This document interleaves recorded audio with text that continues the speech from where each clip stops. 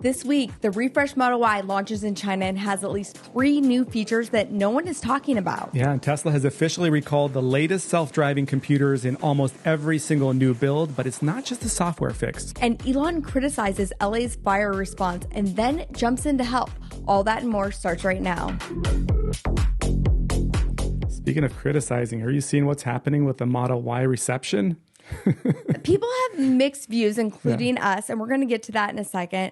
But going into this new year in 2025, we have a goal on our channel of doubling our subscriber count.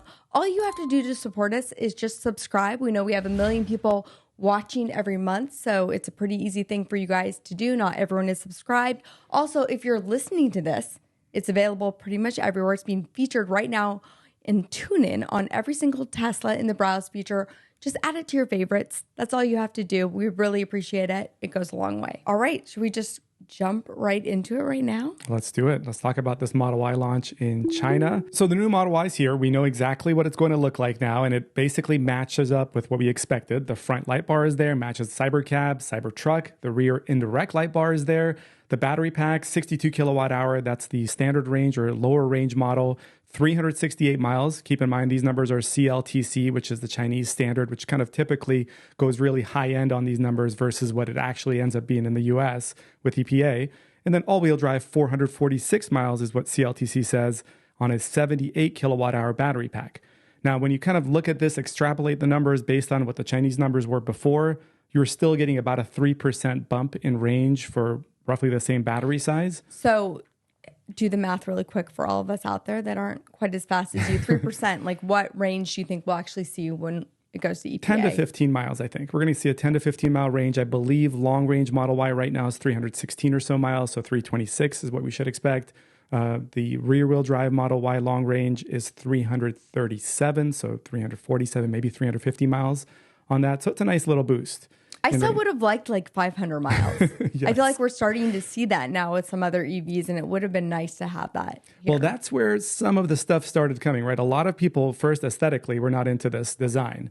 And we expected to have it look like this, then it comes out and people are like, well, it looks just like the Xpeng, I think it was the XP7, or there was another, the Hyundai EVs that resemble this a lot as well. Maybe the Equinox EV, the front light bar is there.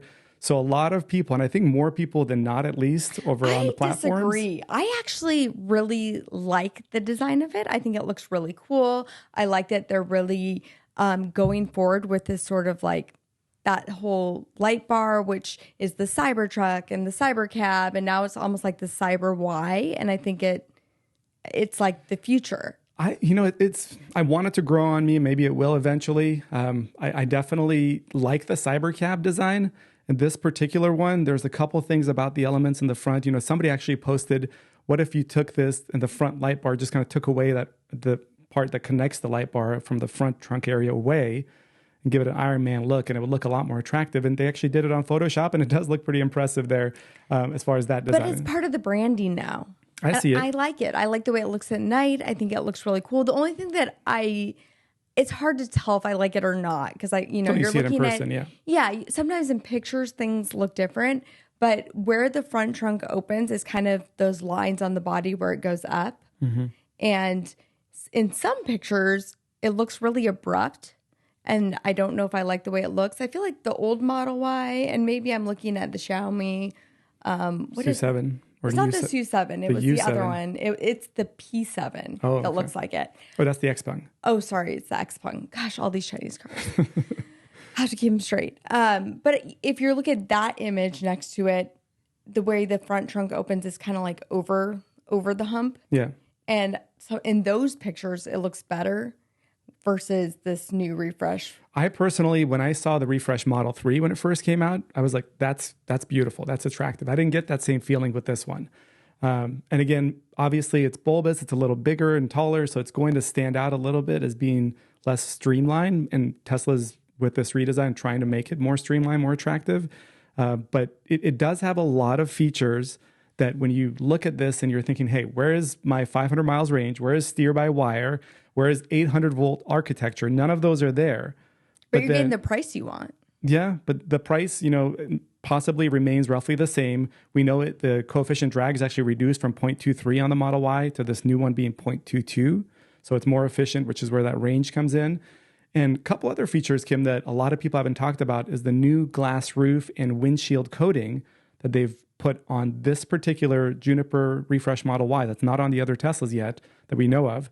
It reflects 7 times the energy. It's a quieter HVAC operation, faster cooling, improved cabin airflow inside the Model Y. That's both for the front row and the second row in the Model Y. And this is called Tesla's Airwave 2.0 ventilation, which again, first time I'm hearing of it, wasn't something that we heard is implemented in the Model 3. I think that's a really big deal. Yeah. I do, because that was one of my complaints in our Model 3 was the airflow. Yeah. I felt like it wasn't as strong as like our Model X or other vehicles of that size. And same thing with the Model Y, obviously, because and with all the glass, above you as well, it's going to let in quite a bit of heat and solar insulation. But this particular one, apparently 7 times better in deflecting that energy, and also letting your airflow and your HVAC is improved. So you get the better operation and quieter, more comfortable cabin. But there is more as well that goes into this. There's a redesigned body casting that a lot of people haven't talked about.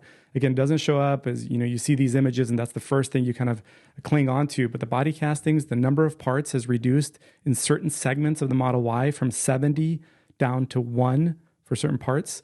So single casting minimizes gaps, enhances safety, and also expedites production times for these vehicles. So Tesla's really thinking long-term in how they're manufacturing this. And in fact, you look at the bumper area, which we had an accident in a bumper where the entire bumper was hit, I think moderately or maybe lightly in some instance. And then it took like $17,000 to get it replaced. Now it's expected the cost of replacing these parts is going to be reduced. The time it takes is going to be expedited as well. So again, long-term thinking between us wanting the range, the steer-by-wire, the architecture, 800 volts. Tesla's thinking, how do you manufacture this quickly? How do you continue making this the best-selling car in the world where other competition, like the Chinese, are right on your tail? So we know for a fact it will not have a steer-by-wire. Was that confirmed? I wouldn't say it was confirmed because we haven't seen anyone driving it, I guess. Deliveries are expected in March in China, so it's still a few months out.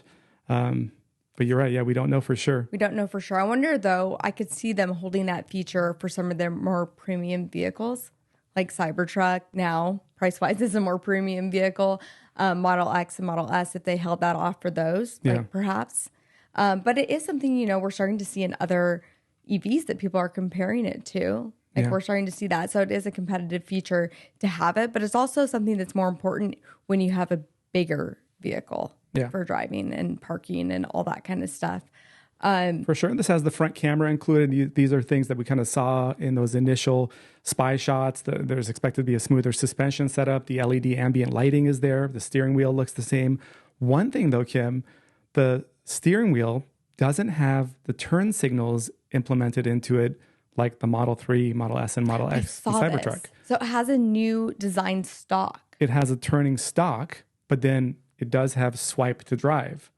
So it's really interesting. Is this for Chinese market? We don't know. We know. Well, we don't it know sounded that. like they were listening to customer feedback, and that's why they did this, which I think is really interesting because, we get stuck in our Tesla space, in our little bubble that we live in, where we're like, why would you ever want that? Like, who would want that? Like, we're moving forward with the future, blah, blah, blah, blah, blah. But then you talk to other people outside of this bubble, and they still want that stock. They still want physical buttons. Yeah. Like a lot of these cars I review, they're having those knobs and those buttons because of customer feedback. So, they're not appealing to us. They're appealing to, Joe Schmo that lives in the Midwest somewhere and has never driven an electric car. Possibly, yeah. I mean, I could see that. And turn signals, I will say, we had a friend that was staying with us from Europe, and they talked about the roundabouts and turn signals on the steering wheel being more of a complex thing for them to try to navigate because you've got to signal which part of the exit you're taking out of a roundabout. There's plenty of those in the parts of Europe that, this guest was living in, and that was a big concern they had. So, these are things that you've got to consider. You're right. It's outside of just the people that are really deep in with the EV adoption. It's the masses that the Tesla is trying to get on board, and maybe this is the way to do it. And not everything in this Chinese version will be the same for the US version. That's the other thing to think about, is they could change things, modify things. I'm hoping they do add a third row.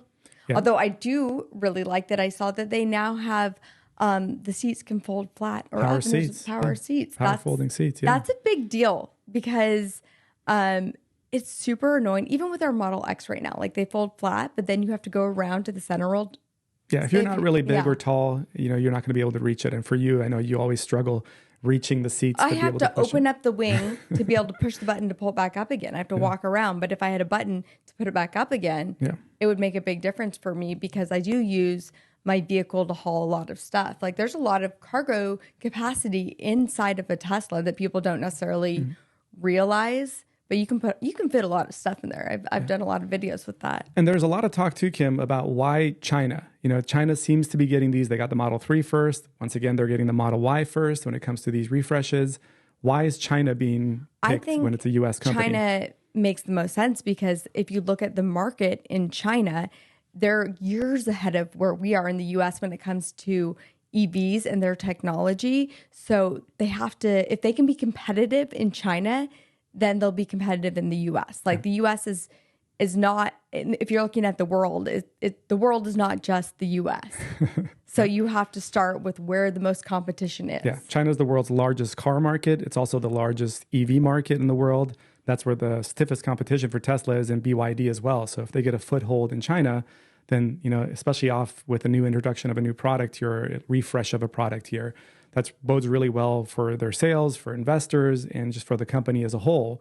And also manufacturing in China, Giga Shanghai has shown that it's really capable of cranking things out and getting them out in pretty premium quality. We were in a Chinese Model Y in Japan that, was being built in China, and it's considerably better quality than the Model 3s that we were seeing here in the US. And speaking of China, did you see what the Xiaomi CEO said about the Model Y? Yeah, but before we get there, we got to take you out to CES. We just got back. We saw some crazy tech out there. I have a big family and our energy consumption is just out of control. But EcoFlow just announced something here at CES 2025 that will save us money and help us reduce our overall energy consumption. EcoFlow Oasis is an AI assistant and is designed to streamline how your home uses energy. It's the most advanced and integrated home energy management system out there. It's basically like Siri for your home, allowing you to easily manage your energy consumption by taking AI-driven insights and real-time monitoring to seamlessly integrate your renewable energy sources. Oasis connects all your EcoFlow portable power products and major third-party devices compatible with Shelly and Matter. It uses predictive analytics, forecasting electricity costs, and automates energy usage. It even predicts solar energy generation, consumption patterns, and weather changes to let you develop a personalized energy plan that fits your needs. You get this clear, customizable overview of your home's entire energy flow, from generation and storage to distribution and usage, on a single screen with tailored widgets for quick access to essential data. So you can reduce expenses while maintaining comfort and efficiency. And the best part is that its AI-powered smart assistant makes it super easy for anyone to get access to the info, even if you aren't tech savvy. To learn more about Oasis and EcoFlow, check out the link in the description down below. And thank you to EcoFlow for sponsoring today's video. So Kim, right when the Model Y refresh was announced, Xiaomi's CEO Li Jun actually went on Tesla's Weibo post, which is the Facebook equivalent in China. Tesla posted the new Model Y is here, compare in any way. And the CEO Li Jun actually responded to that with a simple word, okay, hashtag U7. And U7, of course, is their SUV they're unveiling, releasing later this year. Probably shortly after this comes, the Model Y comes out in China, the U7 comes out. Remember, the SU7 sold 135,000 units in 9 months, and their goal is to become one of the top 5 best-selling, car makers in the world. They're quickly, making strides in that area. And the Y is actually supposed to be very comparable to the U7. The U7 is really widely regarded as being identical in the footprint, possibly in the range as well. There isn't and they range look numbers. A lot alike, identical in the style and the. Yeah. What's funny though is it's like who came first, right? Because people always say Xiaomi copied Tesla's design. When I drove the SU7, honestly, a lot of it was very familiar with Tesla, like the doors, all kinds of features. You could see where it got inspiration from. So to say that who's copying who, I don't know. But I mean, the Chinese market's different, obviously, than the U.S. market. So we'll see how the U7 is received. We know it was received very strongly when it was unveiled, and the SU7 just took off But Tesla does win in how efficient it is. It's actually 400 kilograms or about 800 pounds or so lighter than the U7. So we think it'll pack a smaller battery pack, maybe with, just as efficient a range, if not more. And there is no range numbers yet from the U7 SUV. Yeah. So, and we're not getting any of those Chinese cars anytime soon. Yeah. So it's not a concern for the US. Yeah. For the Chinese market, which again is why Tesla is unveiling and releasing there first, it matters, and it matters big time. So it's going to be interesting to see in 2025, at the end of this year, how the numbers stack up between BYD and Xiaomi and Tesla when it comes to this race they have there, essentially. So why overall, you were kind of disappointed. I feel like you were looking at the pictures, you were sort of disappointed. We had said the refreshed Model Y is going to be our next car. Yeah. Do you still want it? Well, I'm smart enough to know that when it comes to range, supercharging, the UI implementation with the hardware, Tesla is by far the best vehicle out there. So regardless of how I may or may not love the looks just yet, I know that I'm going to love the software, the hardware, the driving characteristics, the ease of road tripping, all those important metrics. After having driven just about every other EV on the market, I will choose that.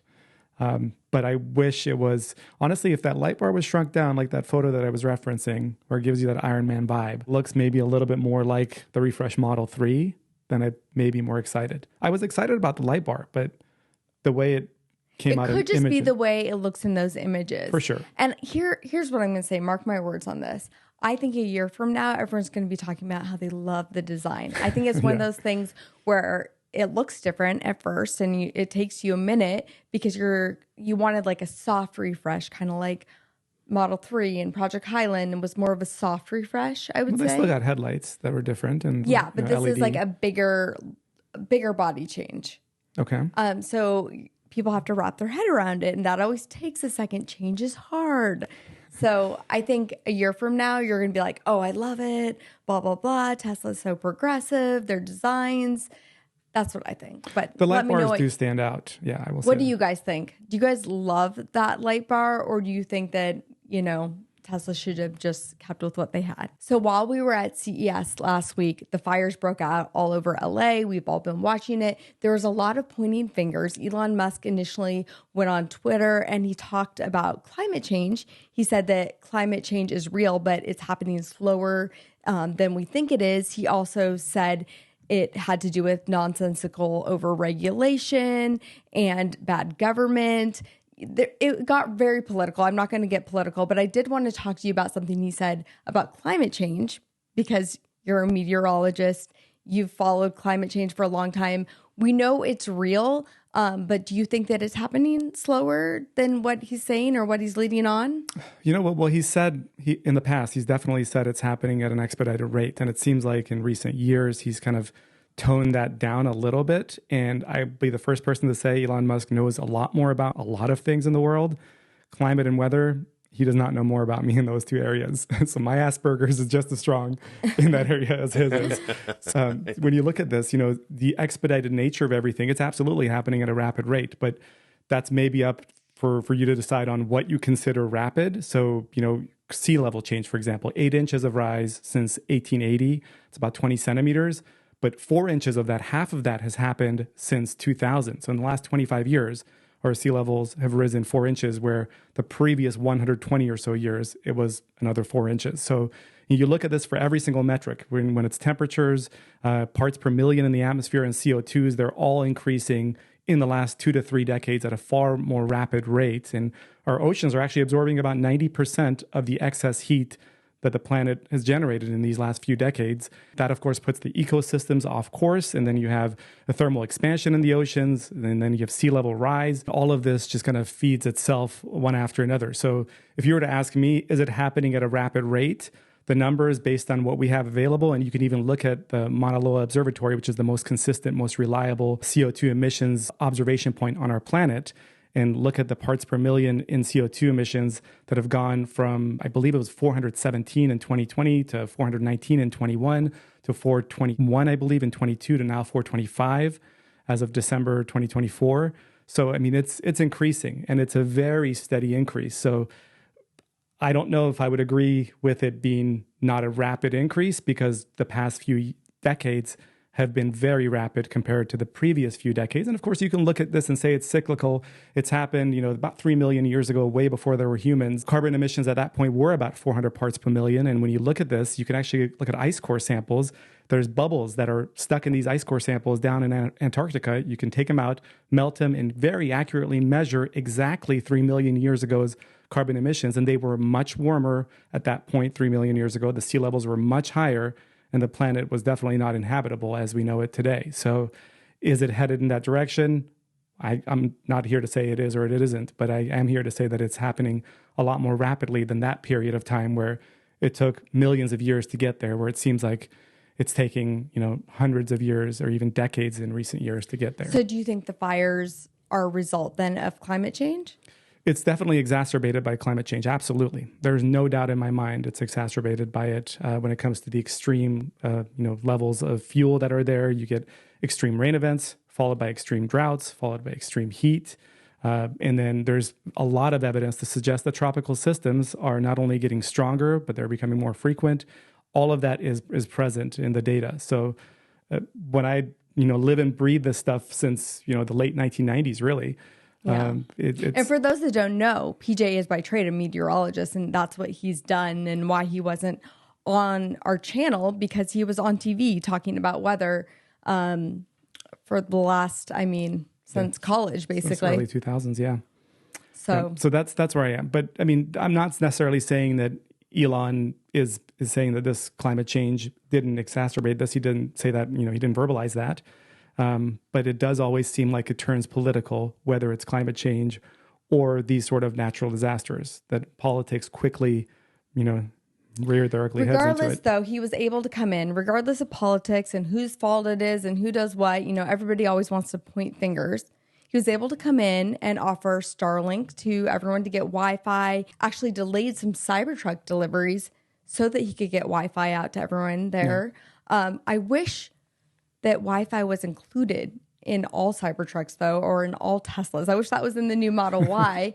It's funny because we were just out at CES and I was looking at Scout, and they have satellite in all their vehicles. Yeah. Wi-Fi is included in a lot of vehicles. I think Rivian has them, for example, and Scout's going to have the, satellite connectivity in it as well. So it'd be nice if it was just part of that. But also, in general, if you're looking at these wildfires, owning a Tesla is really coming in helpful for a lot of people. A lot of people are talking about using bioweapon defense mode to help kind of filter out some of those particulates that are in the air right now from all these fires and chemicals being burnt up in the house. So it's coming in really useful, I think, for a lot of people. The HEPA filtration system, it has been useful in Asia in the polluted environments where these Teslas are operating, but now that's kind of come back home to California. Also, I saw another owner say that they were able to use hurry mode in full self-driving to be able to exit areas that were endangered quickly, which is basically part of full self-driving, and it lets you drive a little bit above the speed limit and maps out a more direct area to get out. Yeah, it changes lanes more assertively. It's essentially what assertive mode was. It's changed to hurry mode. It is, I believe, only in AI4 models. So it's in these newer models, but you overtake slower traffic and get to your locations faster. I think it's a fun little feature, but yeah. Yeah. And speaking of AI4, they did have a recall with the new full self-driving hardware in some of these newer vehicles. Yeah, this is the first recall of 2025 for Tesla, and it's not just software related. There is actually a hardware element to this as well, and it impacts S, X, 3, and Y. Doesn't look like it impacts Cybertruck, and it's related to the hardware for computers that we talked about, I think, last podcast. There were a lot of new deliveries of Teslas that were going back to the service center because the center screen was freezing. The GPS had some inaccuracies. The backup camera wasn't working, and Tesla was replacing these computers, but the issue was still coming back. So they're like, we're going to hold off and see what's happening. Well, they've now recalled 240,000 or so cars of those 4 models. The S and 3 are actually 2023 to 2025 models. Again, hardware 4. X and Y are 24 and 25 models that are being impacted. And it seems like the problem is actually within the autopilot full self-driving computer that causes a short that takes place there in the rear view camera where it stops working. So they were able to initiate a software update on December 18th that fixed a lot of the issues, but there is the hardware element where Tesla's replacing a circuit board within the computer as well to be able to make sure this problem doesn't come back up. And out of the 240,000 or so cars, about 1,000 people reported having these issues. So that's where the recall came into effect.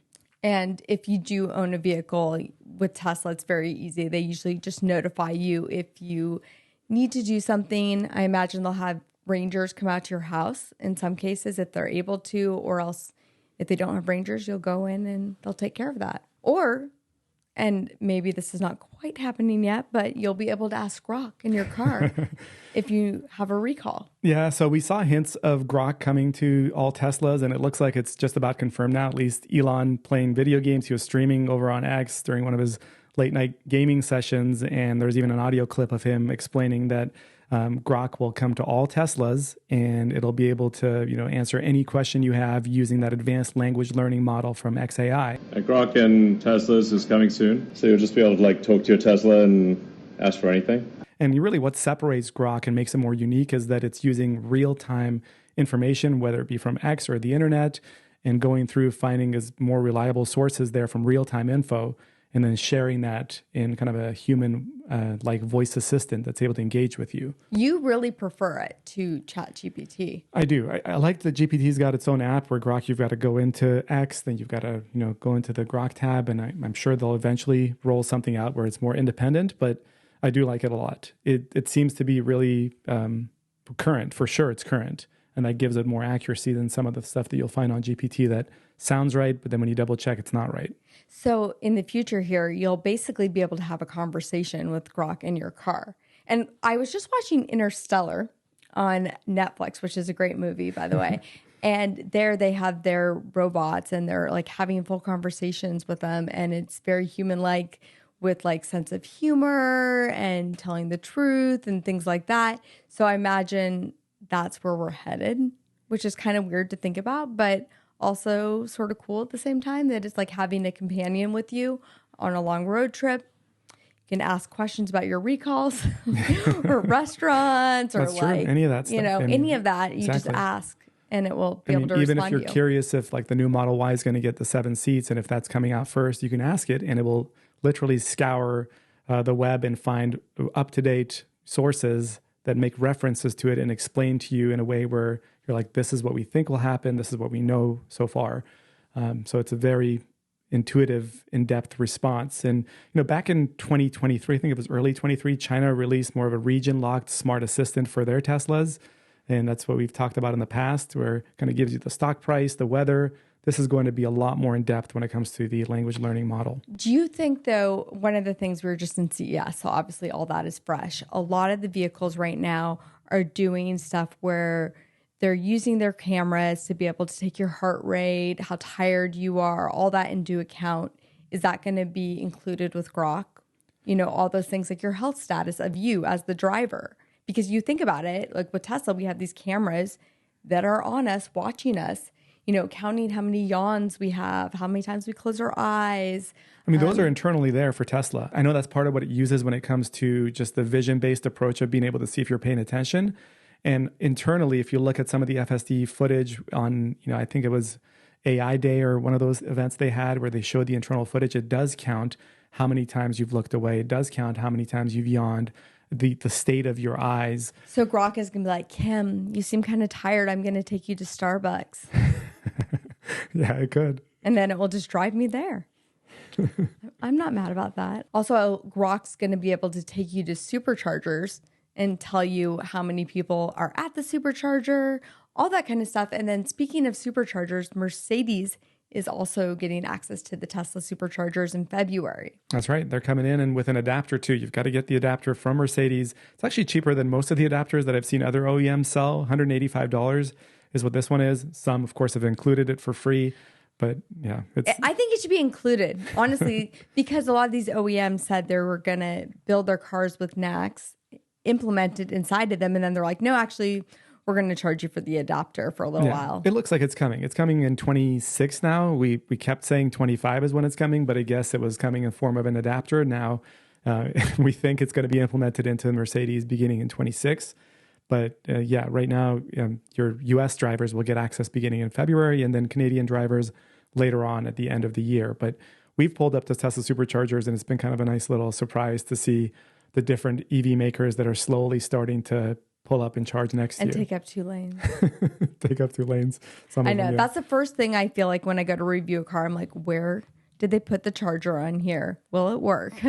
Because it's sort of annoying when it really should be standardized. I feel like where they put the charger so that we can all pull up at the same charging stations. Yeah. Hopefully that's the future. And speaking of another German OEM, it looks like Tesla has outsold Audi for the first time in 2024. Yeah, Kim, Audi's sales numbers came out for 2024, and they showed 1.67 million sales for all of their cars in that year. That's a 12% drop year over year for Audi. Remember, Tesla had a 1% drop in sales, and they had 1.7 million in sales.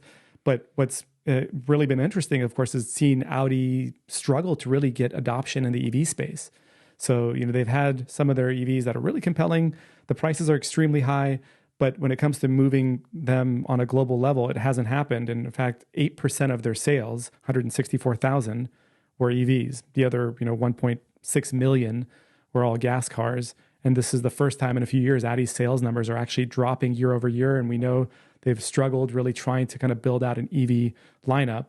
So, we've seen the Audi EVs that we've had. What's the name of them? The e-tron? Yeah, the e-tron is one of them.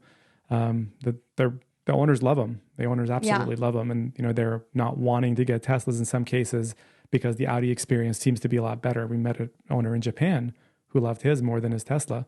But yeah, their sales numbers are just really, really weak and dropping year over year. And you look at BMW's sales numbers too. That's much the same, 50,000 or so EVs in 2024.